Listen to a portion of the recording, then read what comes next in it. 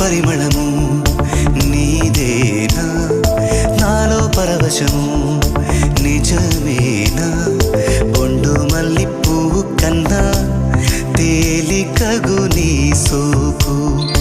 రెండు కళ్ళు మూసుకున్నా లాగు మరి నీ వైపు